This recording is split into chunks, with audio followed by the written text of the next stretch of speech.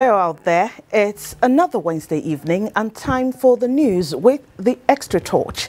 Tonight, former President Obasanjo's letter to President Muhammadu Buhari comes under the radar of national discourse as federal government and Nigerians react. Also tonight, the fuel scarcity blame game. Our correspondent takes a look at the scenario. At Wednesday's Federal Executive Council meeting, we hear more roads and water projects have been approved. The National Assembly is not left out as bills are being passed and other interventions into critical national issues are being made by members. Also tonight, there are stories on unity and peaceful coexistence, security, agriculture and aviation. And of course, we shall bring you updates on the foreign scene and the sporting world. Just sit back and enjoy the stories. I'm Sheung Olagunju and this is News Extra. The federal government has formally reacted to the recent letter by former President Olusegun Obasanjo on the state of the nation, describing his suggestion that President Muhammadu Buhari should not seek re-election as a distraction. The Minister of Information and Culture, Lai Mohammed, while addressing journalists on the matter, said the former Nigerian leader is also too busy to be fully availed of developments regarding government's efforts at reinvigorating the economy. State House correspondent Adamu Sambo reports. For the records, Chief Obasanjo is a patriot, and he has proved that time and again. Information and Culture Minister Alhaji Lai Mohammed appreciated former President Olusegun Obasanjo for agreeing that the Buhari administration has lived up to expectations in the fight against corruption as well as insecurity, which are two out of the three key issues that formed the plank of its campaign. Specifically, former President Buhari must be given credit for his achievement so far in these two areas. We thank him for this. On the former president's belief that the administration does not deserve a pass mark in the area of economy, the minister said facts on ground surely prove otherwise. Today, most of the indices by which an economy is measured are looking up. Nigeria would not have exited recession through a mere order, or if this administration had not made use of good Nigerians who could help. Foreign reserves have peaked at 40 billion and above, the highest level in about 4 years, and this was all from about 24 billion just a year ago. Headline inflation has fallen for 11 consecutive months, standing at 15.37 as at December 2017. Nigeria's stock market emerged one of the best performing in the entire world, delivering returns in excess of 40%. Nigeria rose 24 places in the World Bank's Ease of Doing Business ranking and earned a place on the list of the top 10 reformers in the world. Our investment infrastructure is simply unprecedented. This is because infrastructure is key to faster growth and development. The administration, he said, is not unaware of the enormity of the challenges facing the nation, but with the ongoing revolutionary initiatives, Nigerians will soon begin to experience a new lease of life. On the herdsmen-farmers clashes, this administration is determined to end the crisis resulting from this once and for all. I will urge Nigerians to have faith in the administration's ability to resolve the crisis and to watch out for concrete measures in this regard. On whether or not President Buhari should run for another term, Alhaji Lai Mohammed believes that this is a distraction for the Nigerian leader at this point in time. This is because the president spends every waking hour tackling the enormous challenges facing the nation. He is committed to fulfilling the mandate given to him by Nigerians in 2015, and that is where we are right now. The federal government, he said, has no reason whatsoever to believe that former President Olusegun Obasanjo has any motive beyond the well-being of the nation in issuing such a long statement, and therefore his admonition is taken in good faith. From the State House, Adamu Sambo, NTA News. Meanwhile, Nigerians have continued to react to the much-talked-about letter written by former President Obasanjo to President Muhammadu Buhari. Political correspondent Abdullahi Garba Birnin-Kudu takes up the story from here. The latest letter by former President Olusegun Obasanjo is a 13-page document written to President Muhammadu Buhari. Many Nigerians received it with mixed reactions. To many, though the content may be advisory, but the channel is wrong. They also rejected the assessment of the Buhari administration by the former leader. Would have made this economy far better than it is. Boko Haram was even present here in Abuja, and the president did everything possible that the previous occupier of the office didn't do even 1/10, rolled back the insurgency, and in fact defeated Boko Haram technically. Today, those of us from the northeast know clearly what President Buhari and his administration did for us, and indeed for Nigerians. Because it's been mischievous. It's like working on a mystery that will not work. So even if you had cause to applaud Obasanjo in the past, no well-meaning Nigerian should applaud him this time around because he is doing exactly a wrong thing. Others believe the issue of 2019 should be left to Nigerians to decide. The president has constitutional right of contesting for second term. So it's left for him to decide to come back or not to come. It's better that Nigerians start thinking and believing in this country.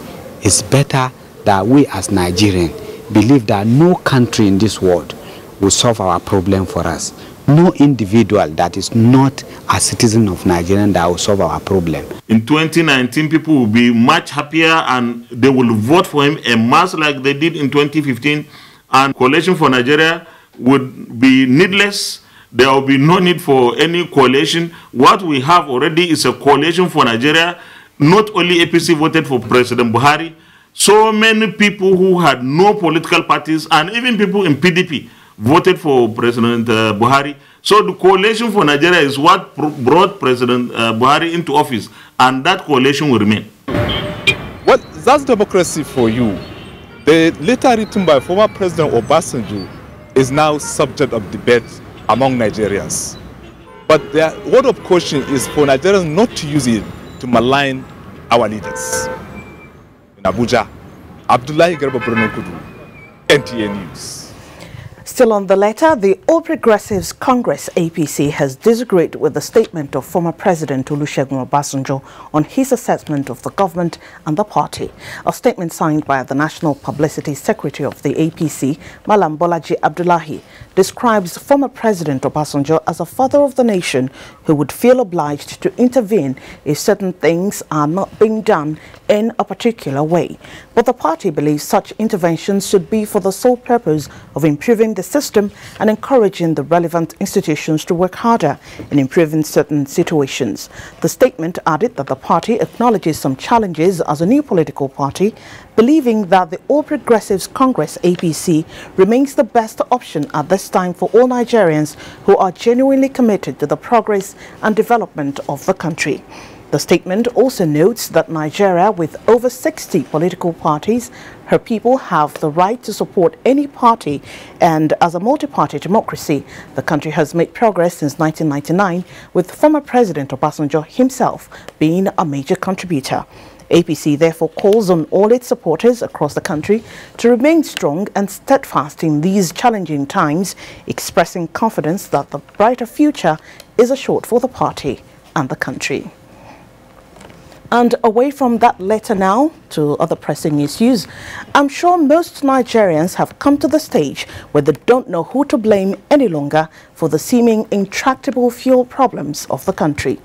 Is it the marketers that are trying to force an increase in the pump price as being speculated? Is it tanker drivers that are diverting products? Is it sharp practices at the depots? Is it international machinations or global oil market forces? So many theories. What is constant and tangible is the appearance and disappearance of fuel queues at filling stations across the country. This comes with repeated assurances by the NNPC that the ongoing experience is artificial. Like I said, Nigerians are left with more questions than answers on what really is going on. Lydia Samson has been finding out. No matter how scarce petrol is in Nigeria, there is one place that never goes dry.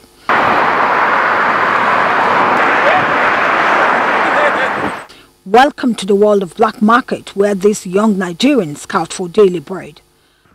They say they want to use from their machine. When they bring it out, they sell it. They give me 10 liters for 2,000. And you now sell it how much? I sell it 2.5, 2.2, 2.3.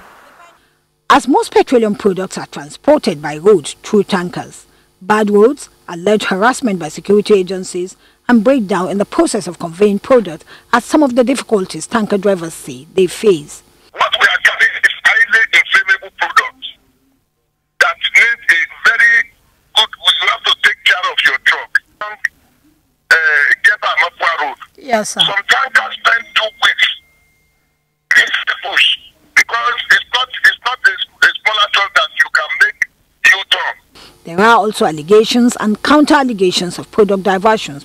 NTA investigations reveal that where products are available, the conduct of some motorists who want to cut corners also worsens the situation. This is compounded with attribute of some retailers who underdispense or sell above regulated price. What will be surprising going to a police station easily now. There is some people that are trying to just destroy the government's work. Some, they will be queued for fuel. At the same time, they'll be removing it and be sending it along the road to black market people. Determined to put an end to the fuel queues, the NNPC reactivated the Situation Room, led by the Group Managing Director of the NNPC, Dr. Mekan Tibaru. The Petroleum and Products Marketing Company has also come up with new initiatives to put the restive situation to an end.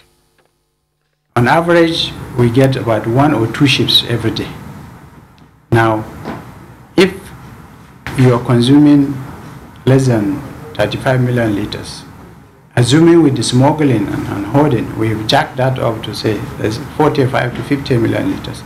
That's just one ship. So now we are mobilizing our marketers and they are being directed to go to particular tank farms for their product.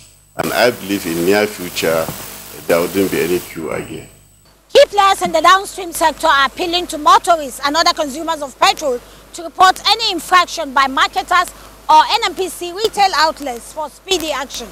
In Abuja, Lydia Samson, NTA News.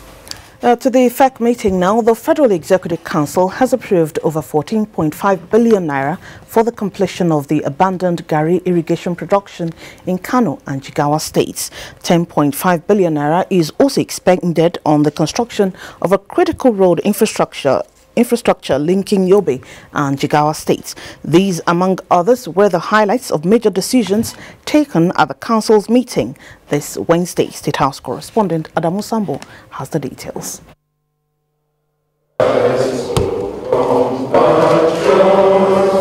It was the third meeting of the Federal Executive Council for the year 2018, with President Muhammadu Buhari presiding. The meeting, which lasted about 5 hours, again deliberated on the administration's resolve towards addressing the huge infrastructural deficit in the country.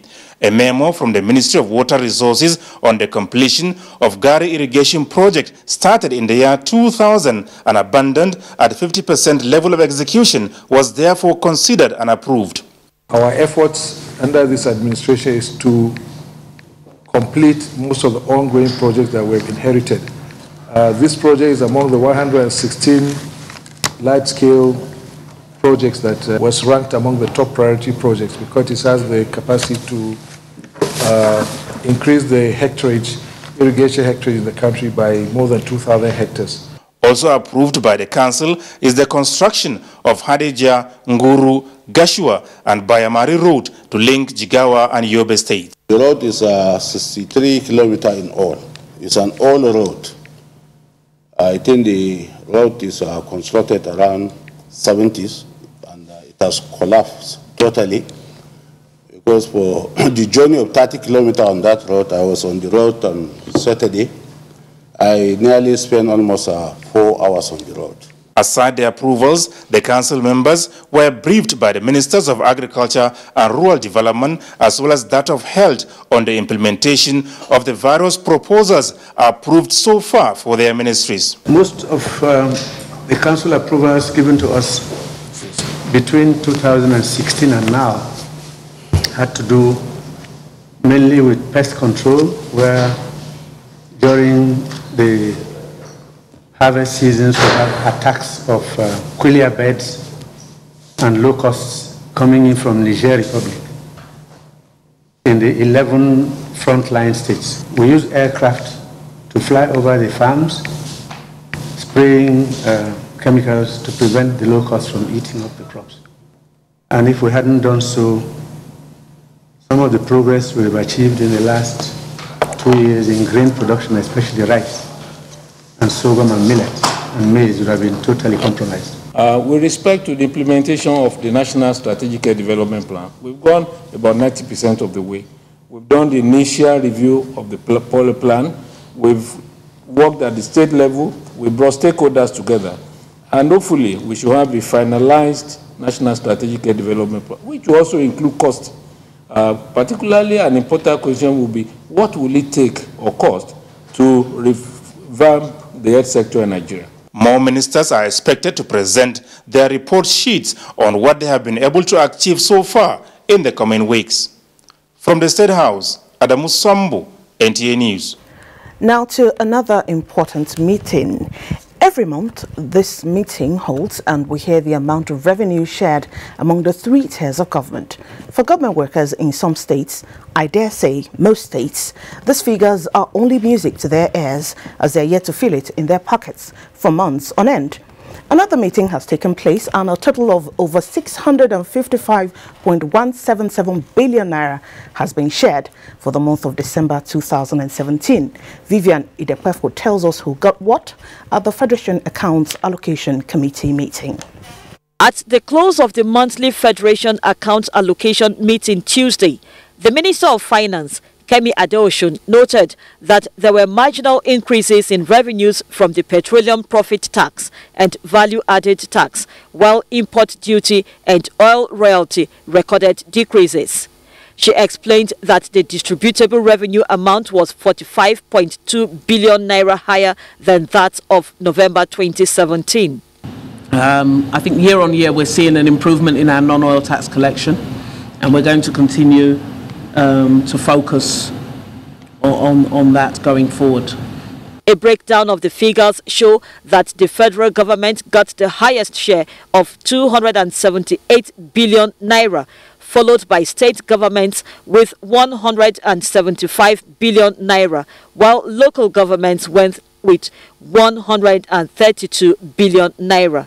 13% derivation was 51 billion naira, while cost of collection and refund for the Federal Inland Revenue Service was 16 billion naira. The distributable statutory revenue for the month is 540.446 billion naira. In Abuja, Vivian Idepefo, NTA News. Now, do you know that by starting your own business, no matter how small, you are on track to building a trade and career? In this report, Adebola Brookslyn Sunday takes a look at how entrepreneurial skills can make the nation's populace self-reliant and contribute to economic development. Records show that about 2 million Nigerians access the job markets annually. Observers say lack of entrepreneurial skills and dependence on white-collar jobs are to a large extent responsible for the unemployment rate in the country. Andrew Yakubu constantly visits the newspaper stands for job vacancies. So many are going through newspaper and searching for a job, and I believe there's always a vacancy. He's not in this line of thought alone. Sometimes you will not be listening to radio, but when you come to newspaper stand, you can be able to get some information. To change this mindset, the Buhari-led administration puts in place measures towards reducing unemployment rates, such as Accelerated Agricultural Development Scheme, Agricultural Anchor Borrows Program, NPAR, Government Enterprise Empowerment Program, Conditional Cash Transfer, Ofemo Boma, who coordinates an entrepreneurship enhancement center in Nigeria, says he sets up the center to support federal government's efforts to encourage startups and build bridges between Nigeria and other climes. To complement exactly what the government is doing, if we bring one particular machine, we gather about 10 or 20 young people to learn how to use that machine. Then, if we now multiply those machines into 10, we have discovered that we have created 10 other sub-factories. These small-scale factories are going to generate a lot of jobs and also make an input into our GDP. Job hunting. Dozie Obodozie believes that startups attract enterprise respect, independence, and self-reliance. What is that thing that God has put inside of me? If I can lay my hands on it, I can use it to bless people around me, and then their pocket becomes my own. Rural-urban migration is one of the reasons attributed to this challenge. Well, as some spend time patronizing newspapers, vendors, and the social media for white-collar jobs, analysts say all that is needed for the nation's youth is to key into government and private sector-driven empowerment programs to make life better for them. Adebola, Brooklyn Sunday, NTA News. That's true, Adebola. Thank you. Now, the African Union is to inaugurate President Muhammadu Buhari this coming weekend as the first ever anti-corruption champion for the year 2018 in recognition of the massive decline in corruption in the public service since he took over office in 2015. A statement by the Senior Special Assistant to the President on Media and Publicity, Malam Garba Shehu, stated that the AU has appointed and mandated for a number of concurrent matters of interest to the continent. This is, however, the first time corruption is getting this sort of attention. The statement described the selection of the president as a person and the country to lead this war as a recognition of President Buhari as an honest leader who exemplified qualities of integrity and the abounding will to fight corruption. The endorsement is another pointer to President Buhari's administration's commitment and glowing success in the fight against corruption. The 30th Ordinary Session of the Assembly of Heads of State and Government of the AU in January 2018 will meet under the theme Within the Fight Against Corruption, a Sustainable Path to Africa's Transformation. Time to take our first breather. Members of the House of Representatives are worried about continued congestions at the port terminals. What can they do about it? Find out when we return from this break. And brings a new lease of life to Nigerian SMEs. SON has put a greater premium on developing standards aimed at improving the exports of the nation's food and cash crops. This explains why we have developed more standards for Nigeria's produce like sesame, cocoa, garri, and more, courtesy our accredited state-of-the-art laboratories. In keeping with the federal government's ease of doing business, SON has simplified its processes and turnaround time for SUNCAP and MANCAP to reduce substandard products and legal arm to prosecute offenders. Join Standards Organization of Nigeria in ridding our nation of substandard goods due to consistent market surveillance and raids. See something, say something. Standards Organization of Nigeria, improving life through standards. What's inside this beautiful house? Inside, there is a very beautiful family. And in this family, there is a lot of love. And inside this love, there's Alpenliebe. And in the center of Alpenliebe, there is a feeling made with rich milk and creamy caramel. Alpenliebe, the milk-filled candy that warms your heart with love. Alpenliebe, bring hearts closer. Upward we come, oh, upward we come, founded by a fan, Babylon. Afe Babalola University, Ado-Ekiti, Abuad, the fastest growing university in Africa and the pride of Nigeria's education system, will perform the turning of the sword of a modern industrial research park for 121 industries on Thursday, 25th January 2018. Guests are expected in the Alpha Belgore Multipurpose Hall of the university at 10 a.m. Chairman of the Epoch event is the Oni of Ife, Oba Adeyeye Enitan Ogunwusi, who will be assisted by other other obas, ministers, governors, NUC executives, and other top stakeholders in education. Believer in industry and determination. Join ABWAD as it expands the frontiers of quality and functional education for Africa. ABWAD, a vision in motion. Sore throats, it's often caused by bacteria and viruses. It feels like they're having a party. You need Strepsils. It soothes the pain, plus it fights the germs with 2 germ-killing actives. Double power in 1 lozenge. Bye-bye sore throat. Take Strepsils. There is a reason Africa is called the new frontier. What was once potential is now an opportunity ready to be seized. Once revered for our resources, today's wealth lies in our people. People who build the cities that shape the future. People who know an idea in one place means business in another. A generation for whom technology means there are no borders, no boundaries. We are the new lions in a brave new world, kings of the urban jungle. And there's a bank that puts the world in our pocket and the future in our hands. UBA, Africa's global bank.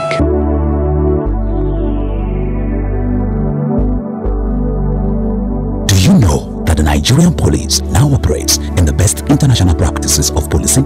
Do you know that the Nigerian police has been restructured to be more accountable and responsive to all your security challenges? Now, what the police demand from you is your trust, your collaborative efforts by providing necessary information about criminals and their activities in your neighborhood. Be vigilant to achieve our creed as we promise. We shall police the country based on international core values of policing with integrity. We shall ensure that rule of law prevails in our actions and activities. We shall respect diversity, display courage, show compassion, and demonstrate professionalism. We shall operate within the principle of democratic policing. We shall shun corruption, and we shall make Nigeria safer and secured under the leadership of IGP Ibrahim Otum Idris. Let the wind of change blowing across the country chase away crime for the benefit of our society. Yes, the Nigerian police says this change must come with peace and tranquility. This message was brought to you by the Public Relations Department of the Nigerian Police. Experience, they say, is the best teacher. They hold us from the sea. Thank God that we came back home. They should not go there because it's not good. It's a very bad place. So they just my advice. Even now, sir, if they are shooting the boat they are going to use to go Italy, may they stop it. Our country is good. Our country is a blessed country.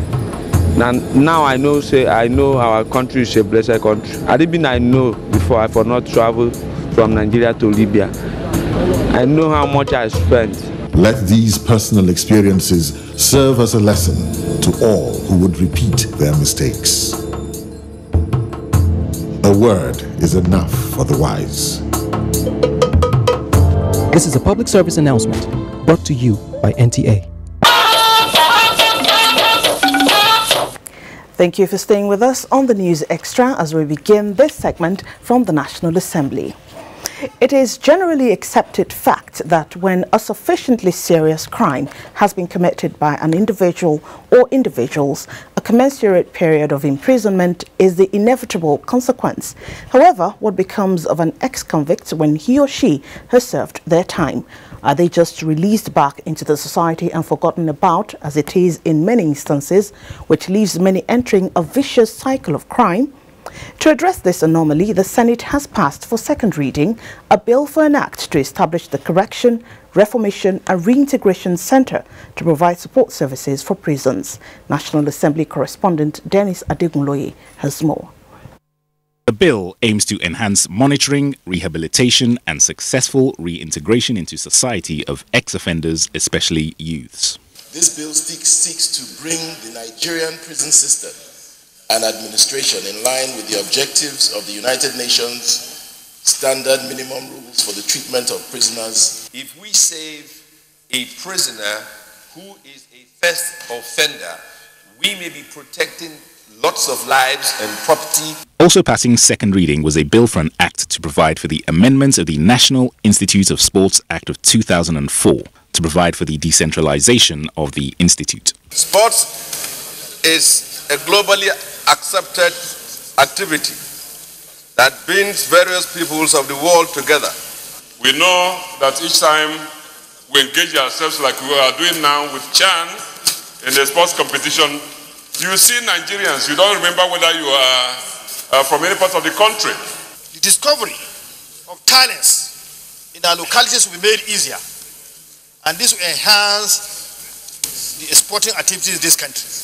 A bill for an act to prescribe punishments for acts and conduct by elected officers and other persons that are deemed undemocratic also passed second reading. Meanwhile, Senate President Bukola Saraki says the Senate is working to improve the electoral process ahead of the 2019 general elections. He was speaking with a UN delegation led by Mr. Serge Kubwimana, a senior political and electoral affairs officer. As we all know, it's very key in the stability of democracy for us to get the electoral process right. I think as a country we have made a lot of achievement in this area. Also, a joint committee on petroleum resources of both the Senate and House of Representatives have resolved that the NNPC should ensure adequate supply of fuel within 7 days. And disappearance of queues at our petrol stations nationwide. Customs and other security agents are also requested to properly man borders against smuggling of the product. From the National Assembly, Dennis Adigunloye, NTA News.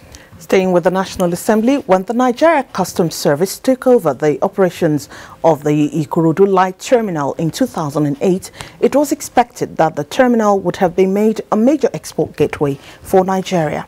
10 years after, members of the House of Representatives have observed that the terminal is underutilized and therefore resolved to carry out a full investigation into the state of the Ikorodu and all other terminals in the country. National Assembly correspondent Ignatius Nkwo reports. One of the major reasons for the takeover of the Ikorodu terminal by the Nigeria Customs Service was to reduce traffic to the Apapa and Tin Can ports.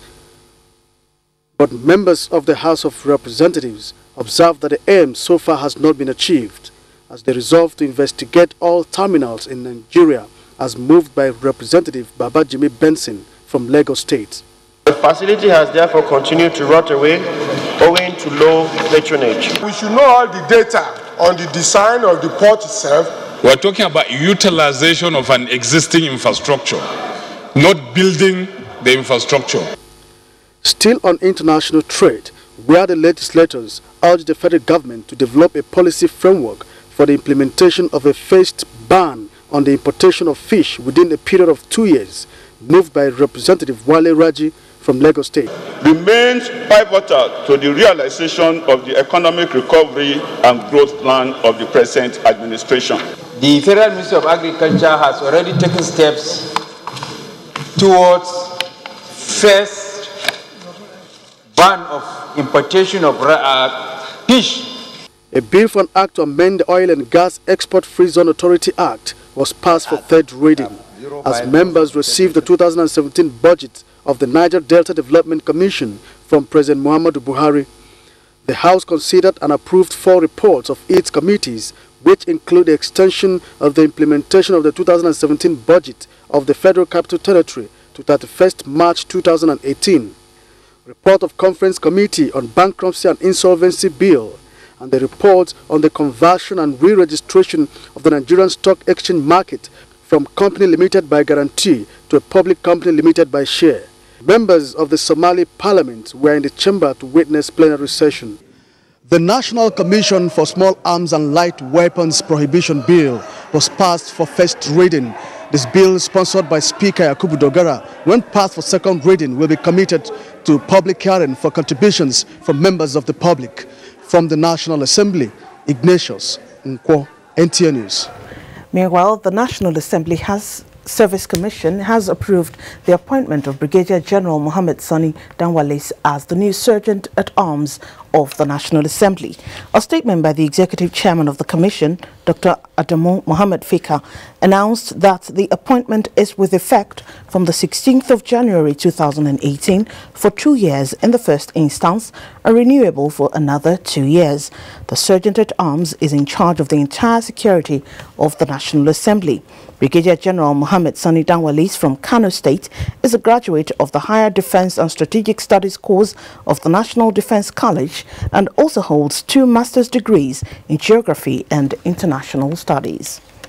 Away from the National Assembly now, the Nigerian Television Authority is seeking for more budgetary provisions to enable it key into the global trend in digital broadcasting. The Director General Yakubu Ibn Muhammad, while defending NTA's budget before the Senate Committee on Information, says more funds are needed to beat the digital switchover. National Assembly correspondent Rabi Musa has details. In keeping with the procedure, NTA had to explain the performance of its 2017 budget before the Senate Committee on Information and then defend the 2018 budget estimate of the authority. The Director General, Yakubu Ibn Muhammad, says 98% of the 6.8 billion naira personnel cost was released, while just about 55% of the overhead cost in 2017 was released. The authority, he said, only accessed 300 million naira out of the more than 644 million approved for the capital projects.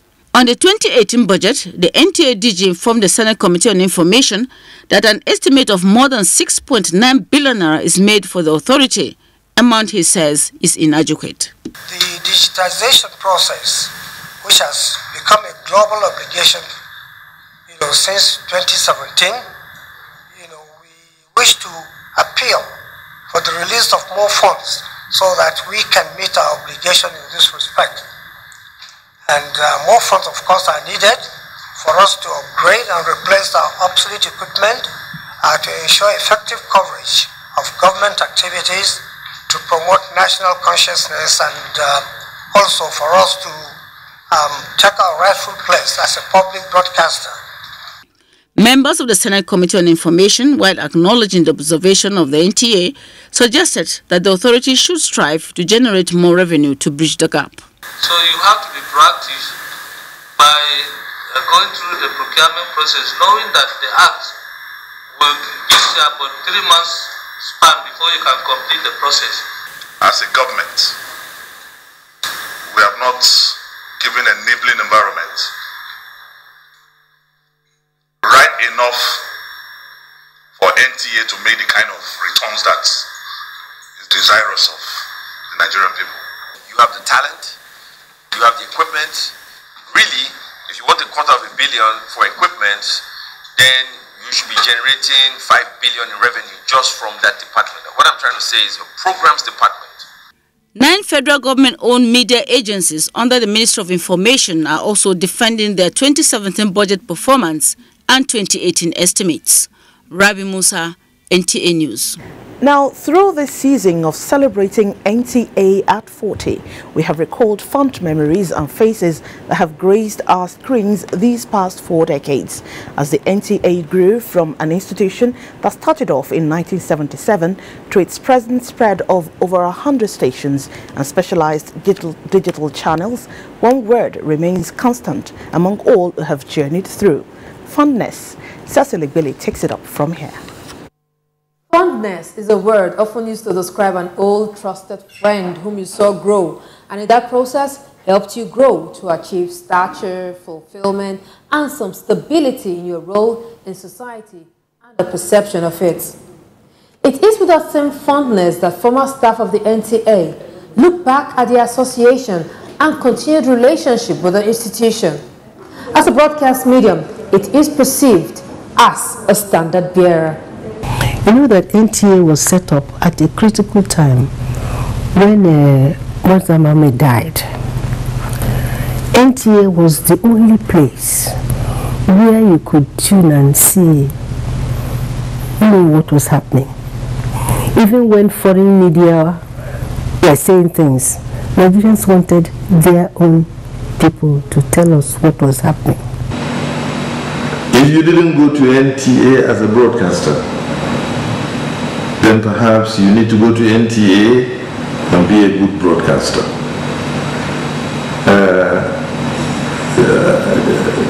I know that people who started elsewhere go to NTA College to perfect their broadcasting.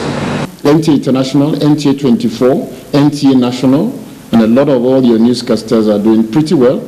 As an audio-visual electronic medium, it was seen as the finishing school for today's broadcast platforms. NTA was a training ground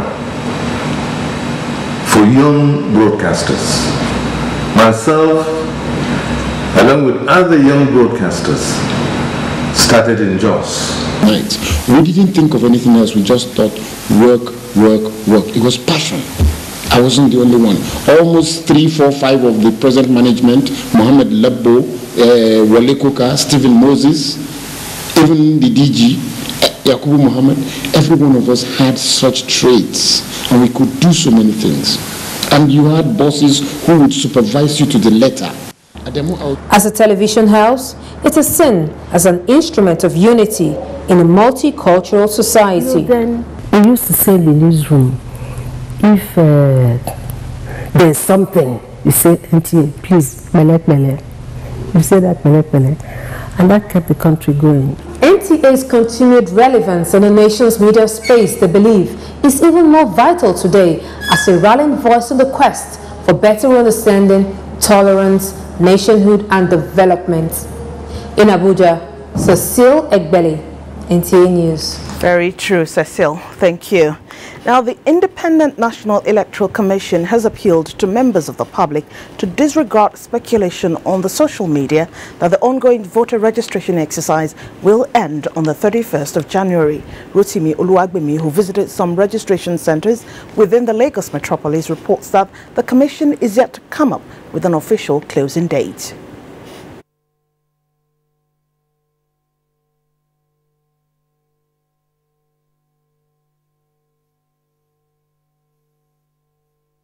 Voter registration exercise since April 2017 in all the local government areas nationwide.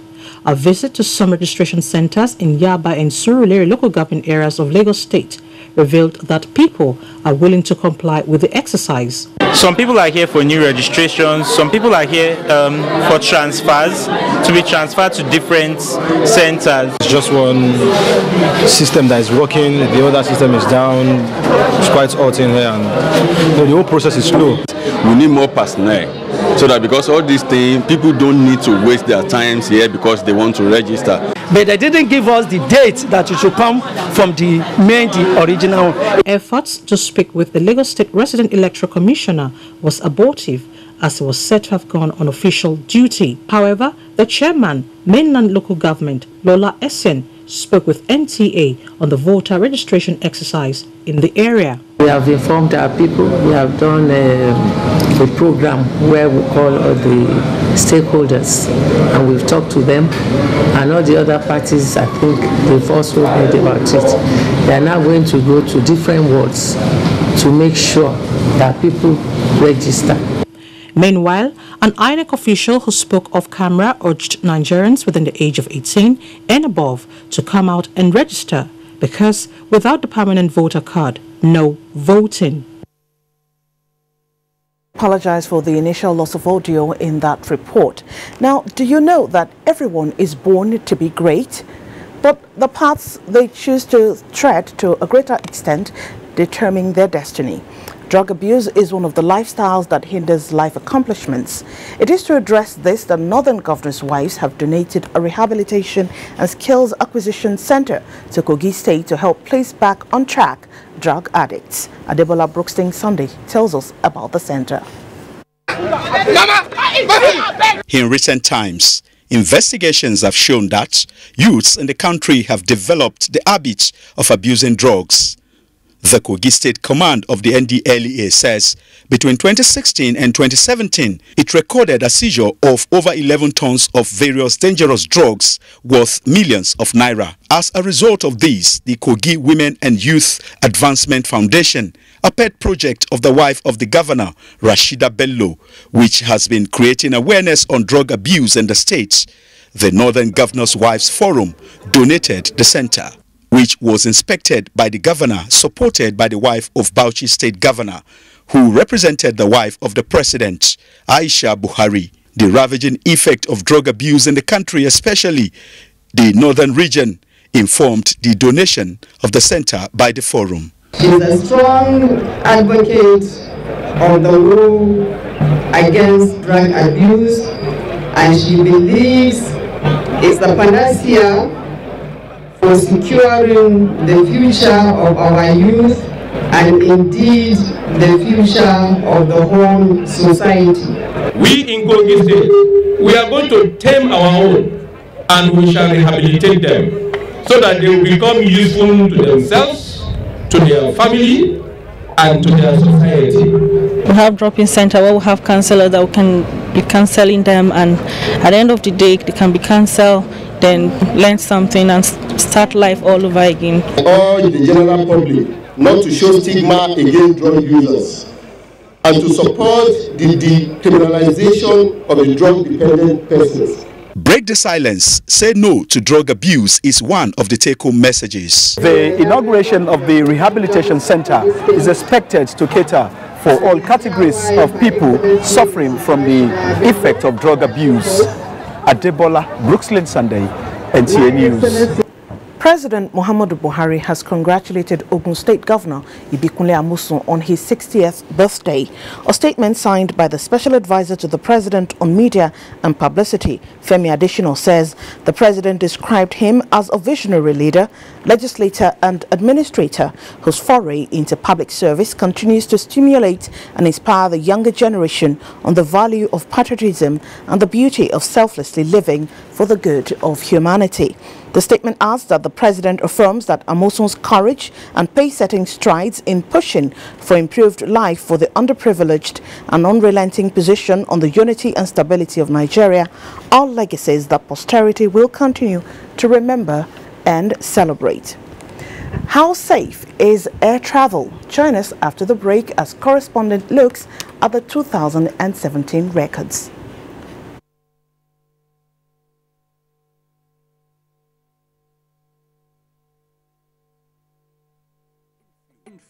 Can spread through the contact of hands. And in such situations, I can't risk falling ill. So I recommend Dettol, as it protects from up to 100 illness-causing germs. That's why I want to be Dettol sure. Dettol, be 100% sure. Shola, come and help me. You need to learn. But I'm more interested in drawing. How are you going to be part of the business if you don't learn? You just don't understand. Morning. Anyone for some Lipton? The rich taste of Lipton awakens body and mind. Let me have a look at your drawings. Son, these designs are amazing. Lipton Yellow Label Tea. Awaken to what really matters. During an emergency, people tend to run away from the scene of danger. My job requires that I do the exact opposite, to save people. There was once a sweet girl who was in a car accident. It was sad to see pain on a face which should always be smiling. The ordeal had taken a toll on me, but I had no time for pain. A couple of weeks later, I was about to head home when I had an unexpected visitor. It was her birthday, and she had insisted to her mother that she would bring a piece of cake for the man who helped save her life. The world needs people who save lives.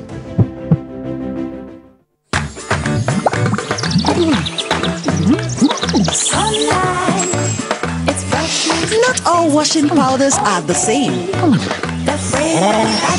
Sunlight adds bursts of freshness to cleaning power to give you Sunlight 2-in-1 for sensational cleaning and freshness that lasts and lasts and lasts. Sunlight 2-in-1, sensational cleaning with burst after burst of freshness. I've been looking at you from across the way, and I think about you almost every day. Now I think that I must have a crush on you. I hope that you feel it too. Paradise waiting for, so take my hand. You and me in La La Land. It's the natural ingredients and rich flavor of Knorr that brings people together. Glad to know you're still with us on the News Extra as we begin the segment with the environment. Now, the world, they say, is a global village. This is to say what affects one affects all. A challenge before the globe is that the issue of climate change that is increasingly undermining human security. In this part of the world, issues such as desert encroachment and coastal erosion readily come to mind. Worrisome are reports that with desert encroachment in the north and sea rise in the south, the landmass will reduce and people forced to struggle for arable land that could result in violence. Did I hear you say, God forbid? Well, experts say environment-friendly action is key to averting the looming crisis. Views shared by discussants on NTA's Current Affairs program, Tuesday Live. Over now to Talatu Ezirike. Climate change, a global phenomenon threatening human security, has continued to dominate global discourse. In this part of the globe, concerns are high over issues such as desert encroachment and rising seas that reduce landmass and force people to struggle for arable land that might lead to conflicts. Experts say there is no need to worry, noting that, like other countries are fighting climate change by building floating farms, Nigerian government is also doing much, especially with the Great Green Wall, clean energy programs and environmental projects. We have a national determined contribution, and in this we're targeting areas of emission. We're looking at gas flaring in the country. We're looking at harmful agricultural practices, the way and manner trees are cut down, leading to deforestation. You go and find bakers of bread. They're using heavy logs. One log means one tree is gone. Almost 50% or more of the use of firewood is going to be drastically reduced. Stop using firewood. We have identified the fact that, yes, Lake Chad is a major contributor to the kind of farming territory that one needed to be able to operate. If only we can return greenery, the herdsmen will go back. For others, the need to tackle human economic activities, which is leading cause of climate change, is paramount to addressing the issues. A lot of people are being displaced and a lot more will be displaced. It will be a two-pronged approach to the middle belt of Nigeria. From the south, as you have a lot of inundation of coastal areas and the impact of that on agriculture, then you have in the north. So the middle belt will become the point of convergence of all of this. Our environment should be protected. Well, the clarion call is for people to imbibe environment-friendly culture for healthy living. Talatu Ezirike, NTA News. Still on the environment, the federal government is set to reclaim and upgrade all abandoned grazing reserves and animal routes in the country as part of measures towards developing the livestock subsector of the economy. This is coming as more states have declared interest in the cattle colonies program of the present administration. Musa Babaliu has the details. Nigeria, apart from housing over 140 million livestock population, the country also hosts livestock on transit from the West to East Africa annually.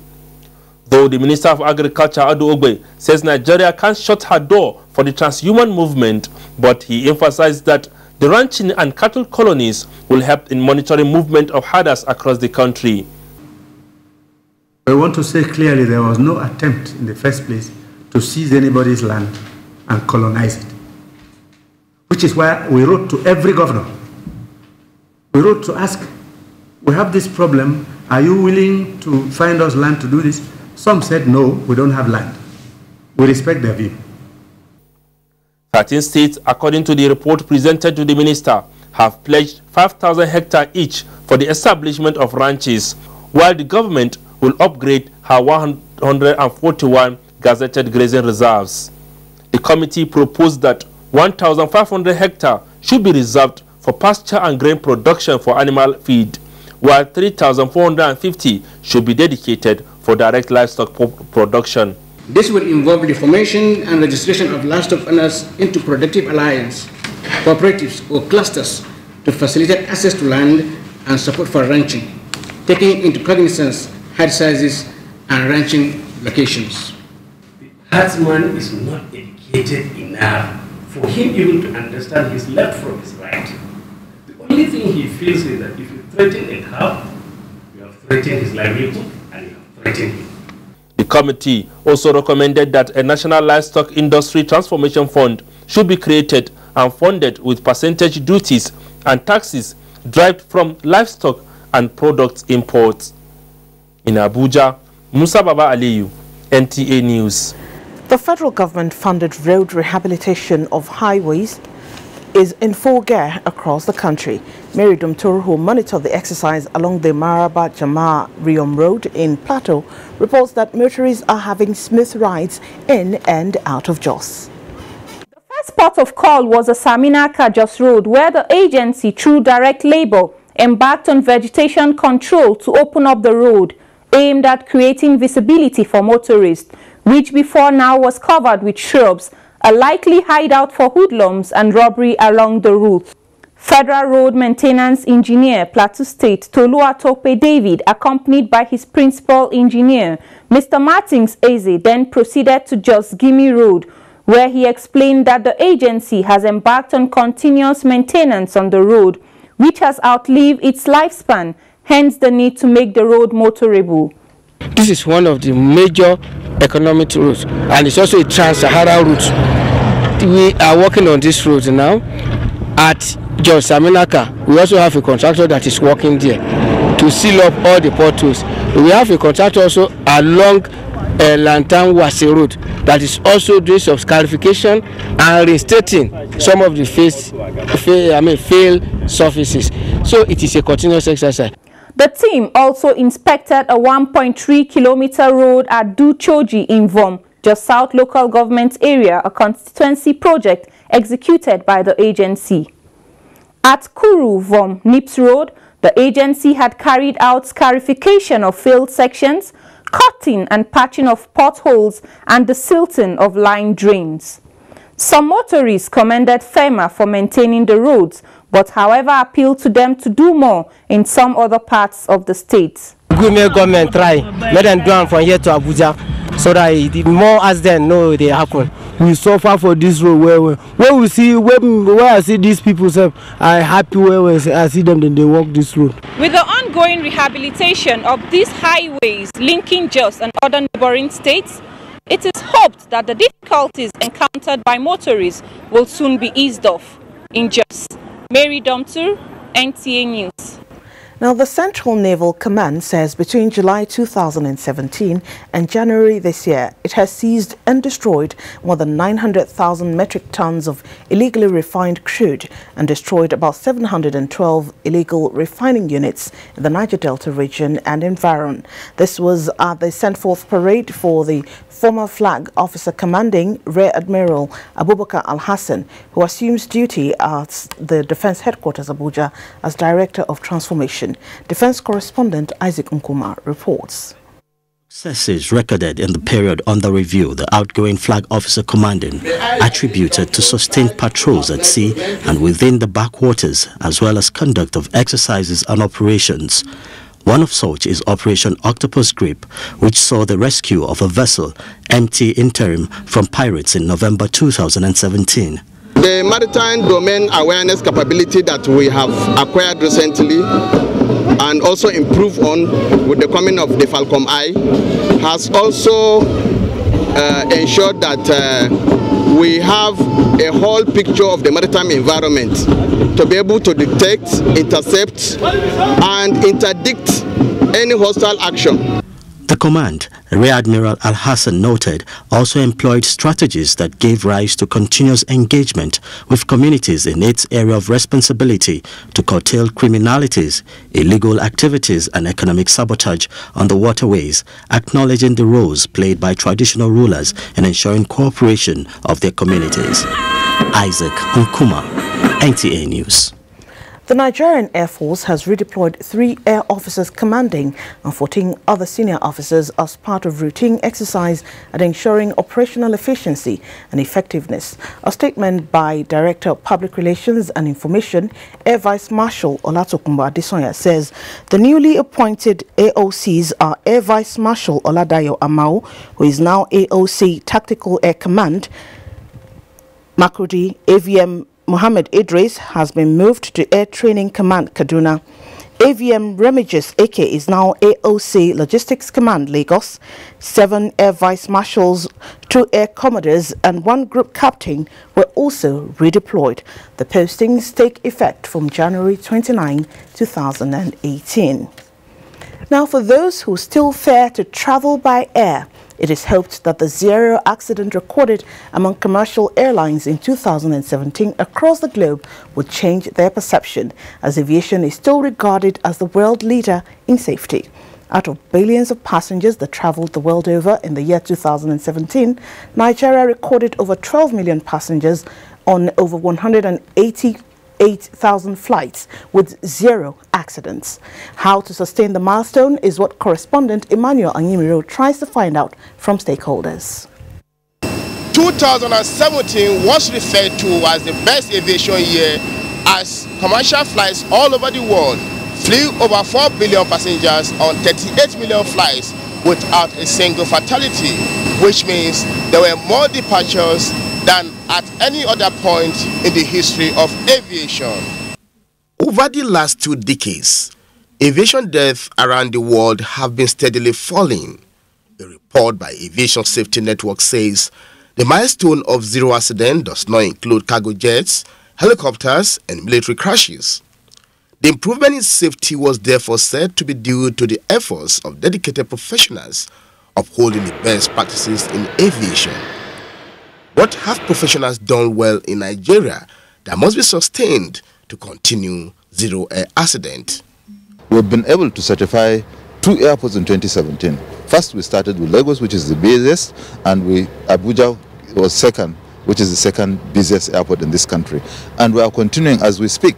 Port Harcourt and Kano is under the process of being certified. All the things that are considered unsafe will be addressed. And globally, efforts are being made to ensure that safety is improved as far as air travel is concerned. And Nigeria is not left out on that effort. The world-class standard has been maintained in Nigeria. So that is why you've not been hearing any air crash, airplane falling from the sky, because every airline now follow the procedure.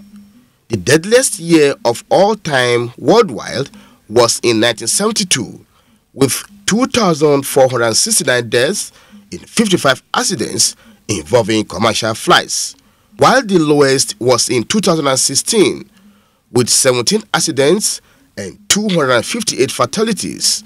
What must the regulatory agency do in Nigeria to enhance safety of the airspace? It's for the regulatory agencies to live up to their responsibilities, to make sure that our aircrafts are always airworthy. I think it'll be sustained by better training of the pilots, by getting better navigational equipment to ensure that air travel becomes safer by the day. Based on the wonderful safety report Nigeria has recorded in aviation, the International Civil Aviation Organization held World Aviation Forum in Abuja last year, first time outside Montreal, Canada, as part of confidence ACAO has in Nigeria.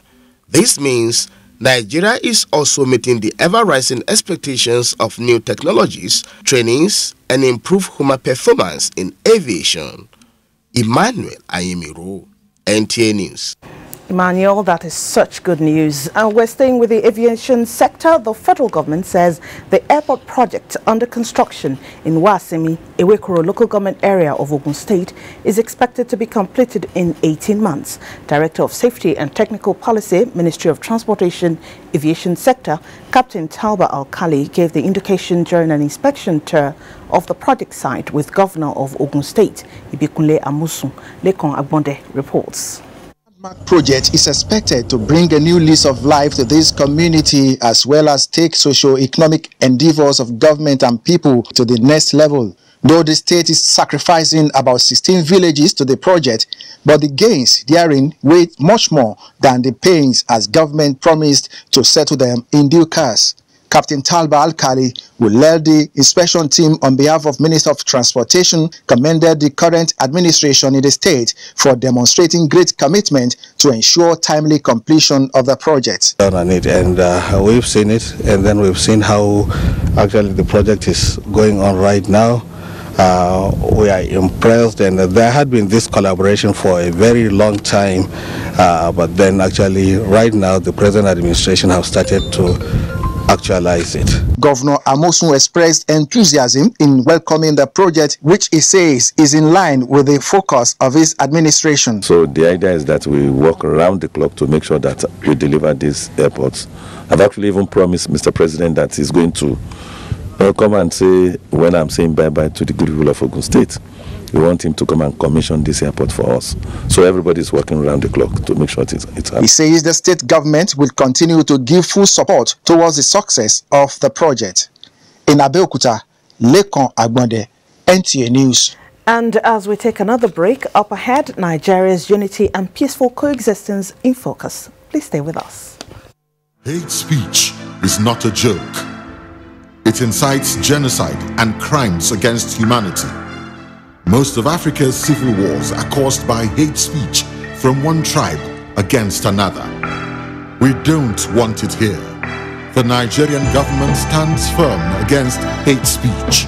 I was distressed to notice that some of the comments, especially in the social media, have crossed our national red lines by daring to question our collective existence as a nation. This is a step too far. One nation bound in freedom, peace and unity.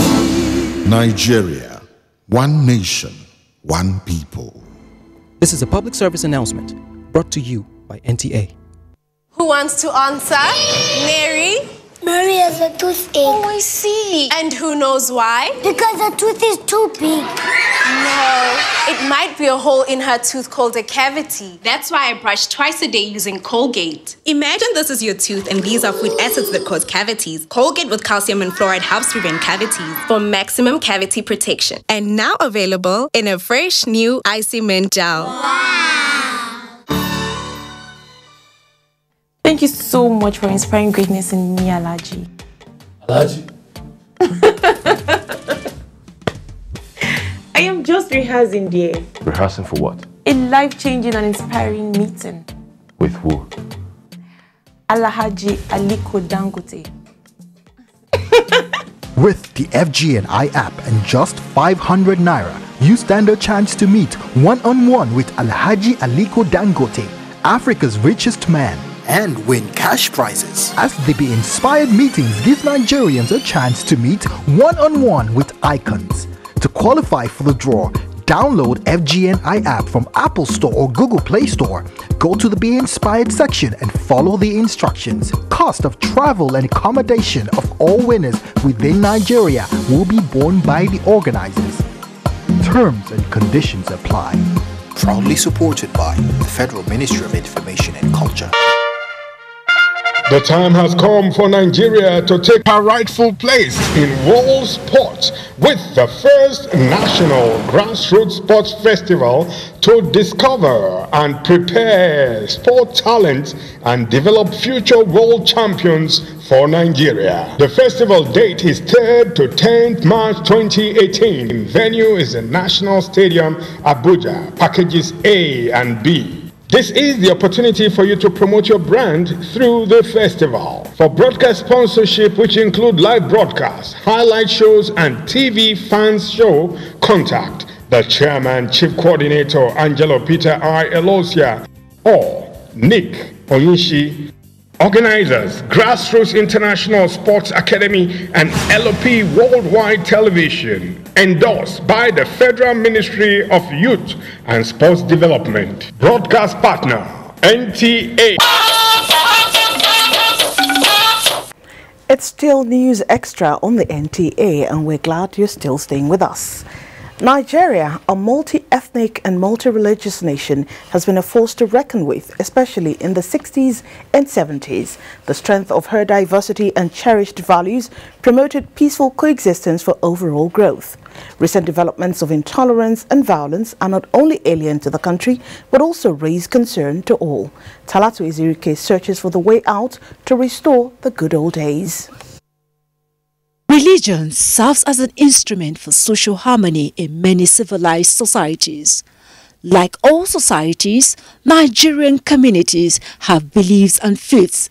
The two predominant religions in the country are Christianity and Islam, whose faithful have lived together, worked together, intermarried, and had mutual respect, giving rise to a strong nation. There was peaceful coexistence, people went to the same schools, people ate the same food together, people celebrated with one another. Dialogue, living together as one family, doing things together of unity is the only solution.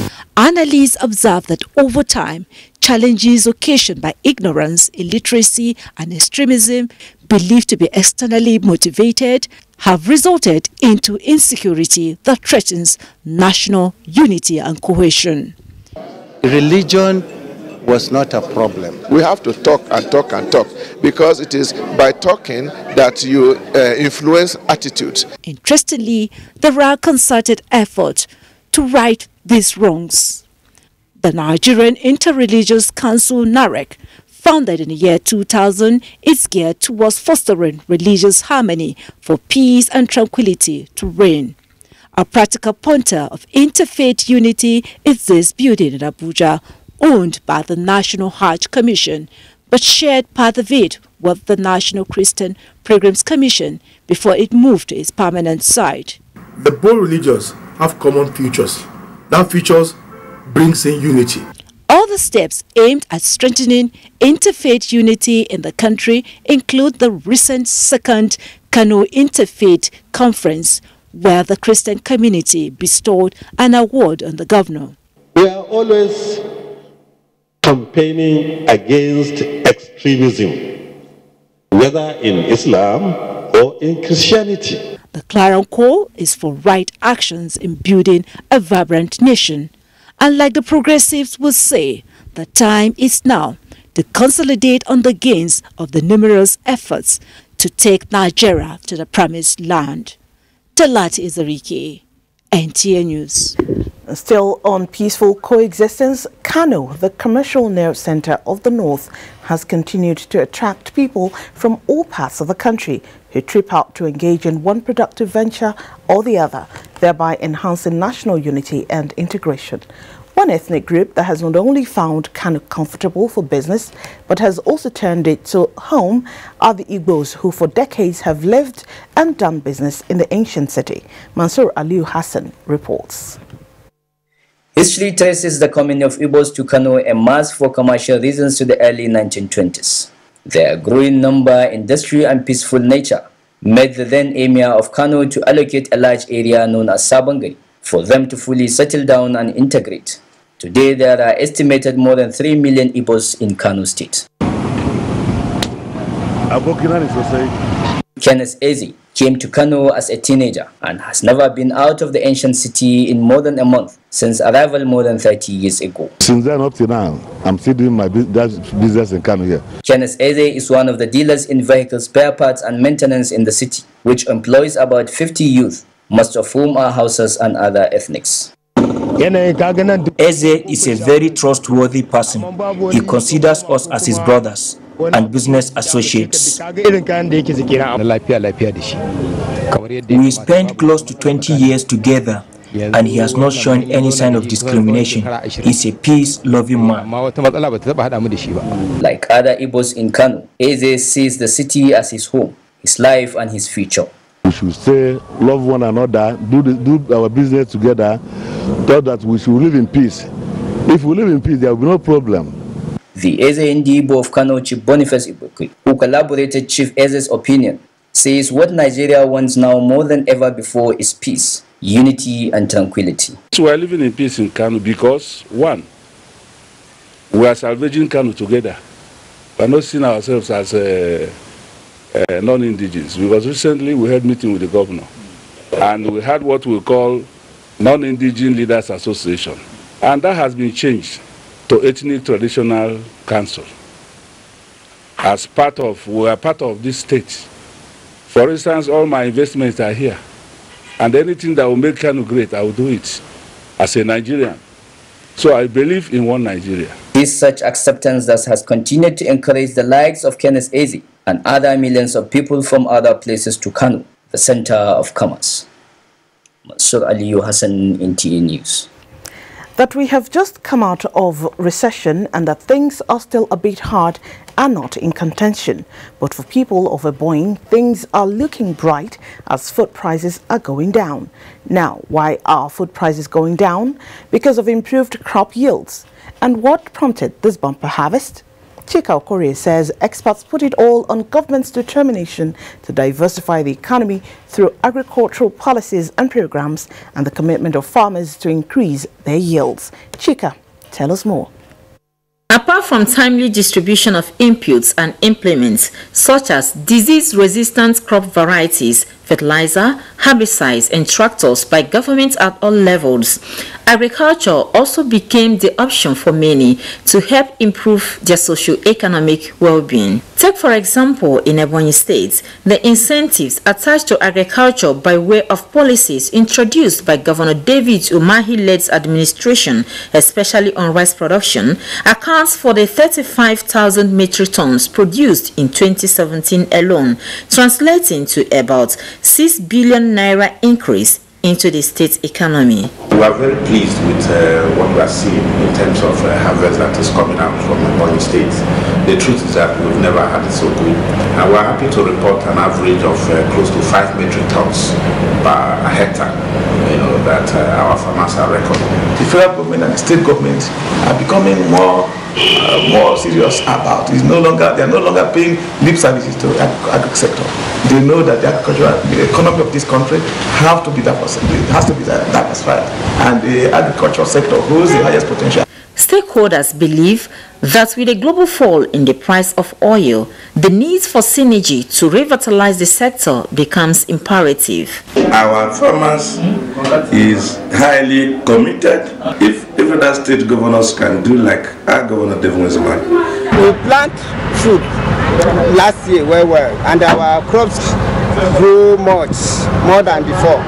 And government help us for fertilizer, and God will help us to do it more better. They, however, express hope that if the tempo of investment is sustained, Ebonyi State will not only be food sufficient, but also produce for exports in the near future.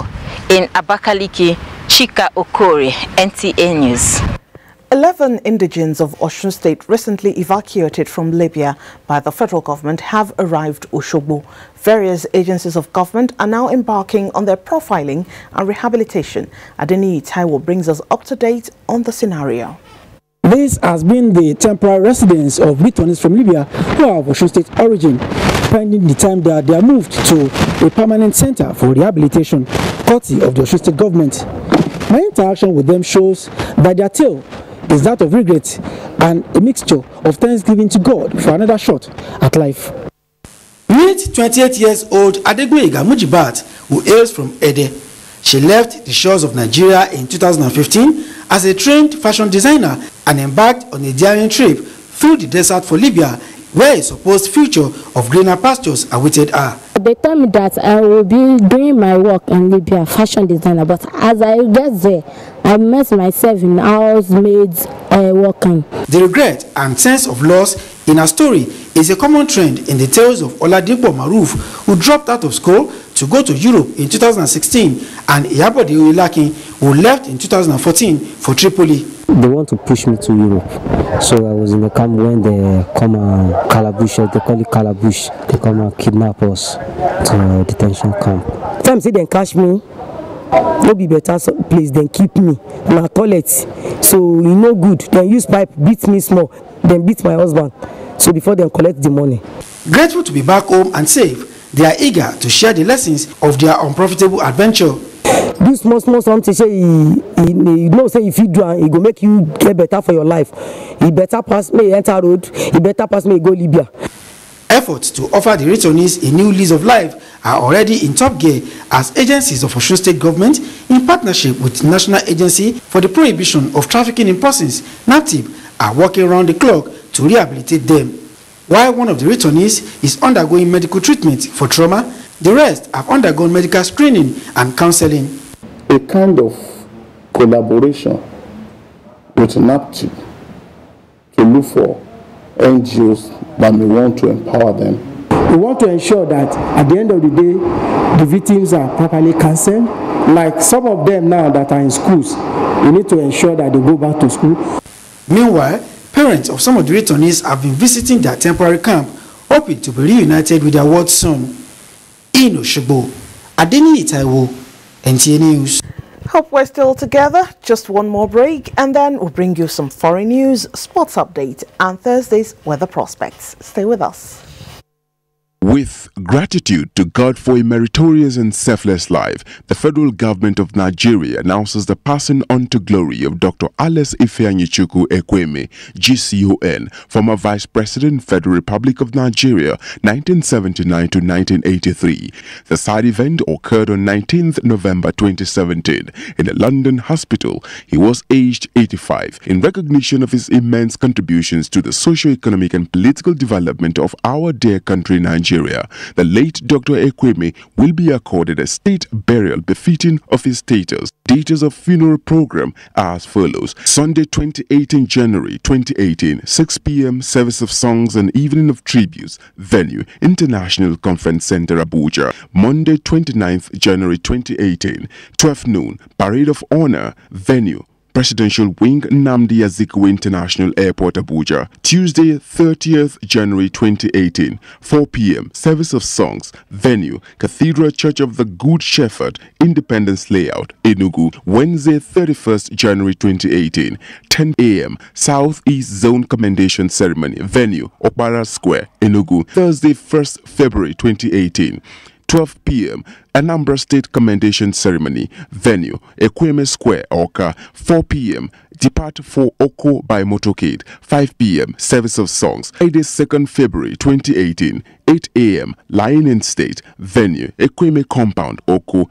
11 a.m. Funeral service. Venue, St. John the Divine Church, Oko. Interment, Ekweme Compound, Oko. Reception at Alex Ekweme Compound, Oko. Sunday, 11th February 2018, 9 a.m. Outing service. Venue, St. John the Divine Church, Oko. Signed, Secretary to the Government of the Federation.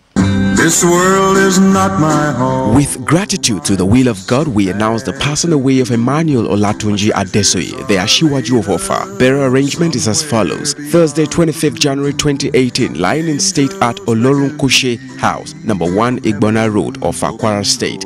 Time 1 p.m. to 3 p.m. Service of songs at the same venue, time 4 p.m. Friday, 26th January 2018, funeral service at Iyeru Okin African Church, Ibrahim Taiwo Road, Ofa, Kwara State, time 10 a.m. Reception follows at Adesoye College, Igosun Road, Ofa, Kwara State, time 2 p.m.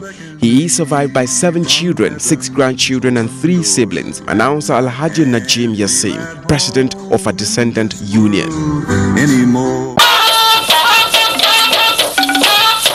Thanks for staying with us on the last lap of News Extra. On the foreign scene, the fate of former Brazilian President Luiz Inácio Lula da Silva is hanging on the decision of 3 Brazilian judges whether to uphold the conviction of corruption and money laundering charges or otherwise to allow him clinch another term as president. For details of these and more news from other parts of the globe, here is Ilyasu Ali Yakubu.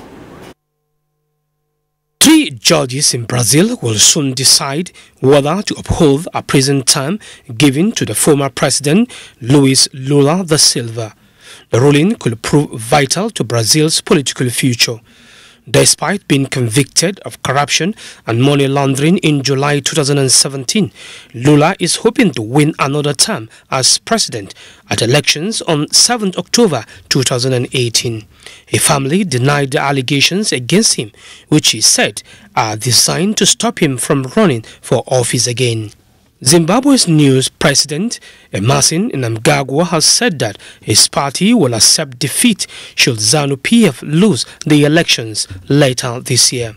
Mr. Mnangagwa, who became president last year after Robert Mugabe was ousted, reiterated his pledge for free, fair and transparent elections. He also said he will work with Zimbabwe's other political leaders to ensure the vote was free of violence. Still in Africa, hundreds of thousands of people, many of them farmers, are returning home in the Democratic Republic of Congo after months in hiding. Fighting between the army and rebels from the Kasai region broke out in August 2016, killing more than 3,000 people. Ilyasu Aliakubu, NTA News. And in sports, Nigeria Super Eagles progressed to last 8 of CHAN 2018 with confidence as